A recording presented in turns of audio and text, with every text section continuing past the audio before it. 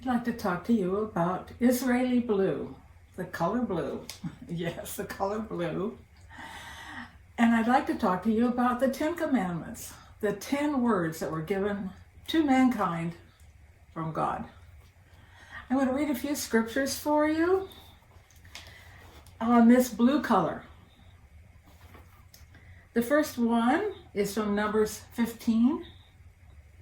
And the Jews are told to put blue thread in the tassels of the corner of their garments.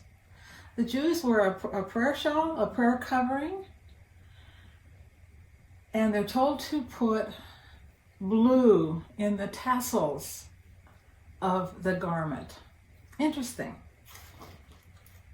And then I'm going to read to you from Ezekiel 1:26.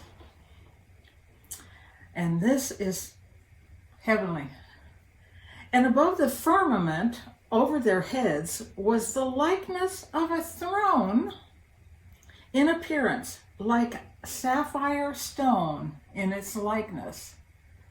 So it's talking here about God's heavenly throne, and it is also the color blue.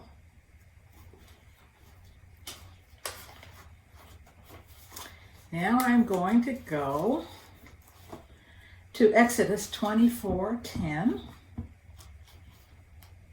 And here we are again with the blue color. And they saw the God of Israel, and there was under his feet, as it were, a paved work of sapphire stone, and it was like the very heavens in its clarity. Wow. A pavement of stone, heavenly stone, in the same Israeli blue color. The color of the firmament, color of the heavens. I want to read Exodus 32:15 and 16 for you. And Moses turned and went down the mountain. Remember, Moses had to go up on Mount Sinai, Mount Horeb, at God's command. Come up to me, he said. And he went up there to get what? My Bible calls it the testimony, the words, the tablets, the commandments.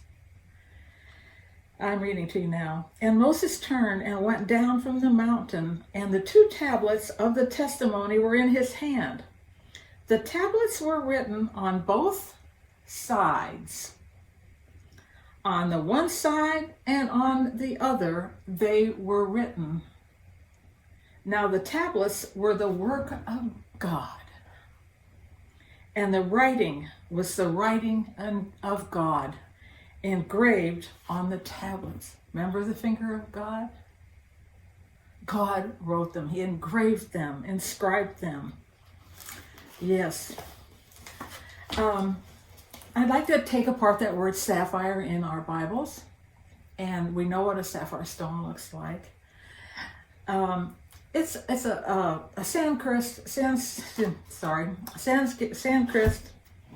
Sanskrit word, sapphire,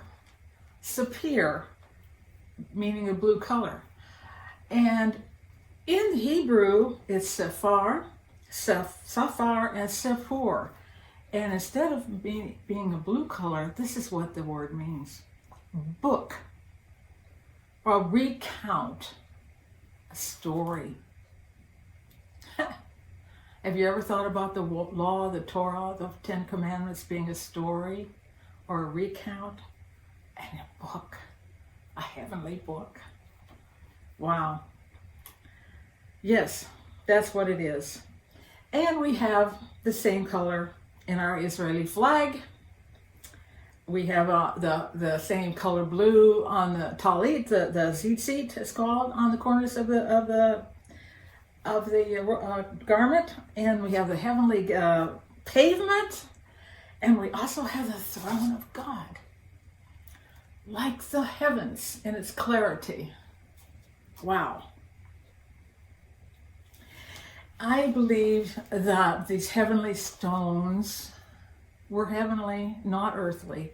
I think our earthly stones, our gems that we have, jewels, were copies of the original that are in heaven. There's a lot about gemstones in the Bible. You might look some of them up. But Moses was called up to that mountain by God. He says, come up here. Come up to me on the mountain. Do you think Moses, a man, got to walk on this heavenly pavement that was under the feet of God on Mount Sinai?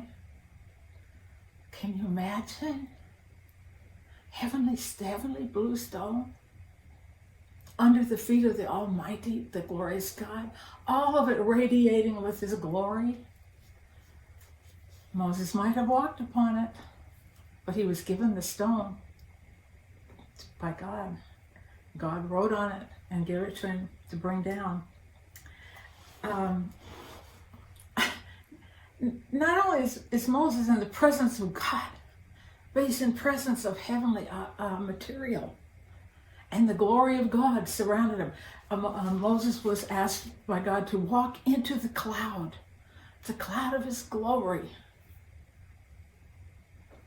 Yeah. Amazing stuff, huh? Amazing stuff. So to me, these things were not of this world, but Moses got to partake in things that were not of this world. And those same stones, that second set, yes, he broke one set, but a second set was made. God so merciful, He made a second set. And they're kept in the Ark of the Covenant. To this day on Mount Nebo, if you read 2 Maccabees 2, you'll see one day when Messiah is back, the tablets will be back. Wow. Earthly things we can see incorporated into the heavenly by God. He's linking us together. Wow. Amazing, huh? But I wonder, Moses, no wonder he glowed. No wonder he had the glory of God on him. No wonder these stones had the glory of God on them. And the words were for us. Yes, so that we could be judged and found guilty. But yes, so that we would know how to walk uprightly before Him. He took a great risk with us, didn't He? Allowing us to make that choice. Wow. Amazing, huh? I want to finish with this really fun scripture from Isaiah 49, 16. 15 and 16. Lovely words from the Lord. Can a woman forget her nursing child and not have compassion on the son of her womb? Surely they may forget. But God is saying, I won't forget. Yet I will not forget you.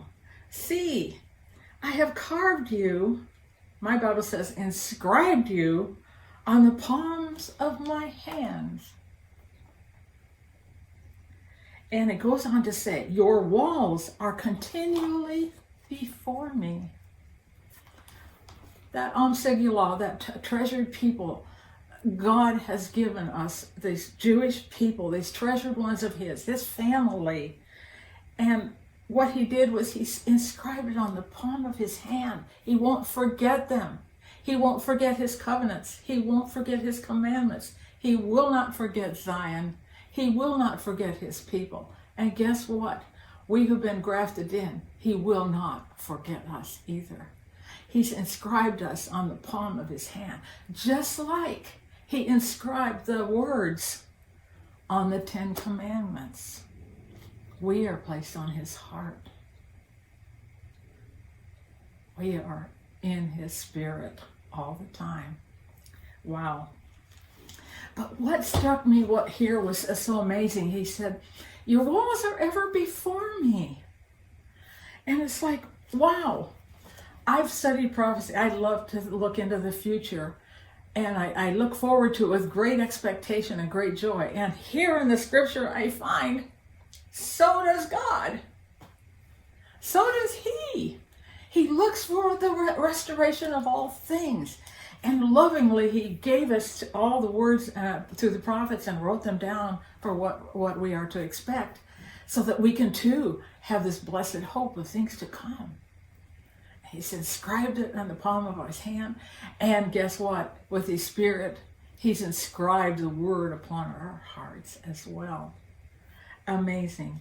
So when you see an Israeli flag, or you see a Jewish prayer shawl, or you look up into the firmament in the heavens, and if you think about the 10 Commandments, you can remember that his eye is always on you. He is always thinking about you. And better yet, he's thinking about all the wonderful things that are going to be fulfilled, and he's longing for them, he's looking for them, he's expecting them, and with great joy, he anticipates the restoration of all things. The color blue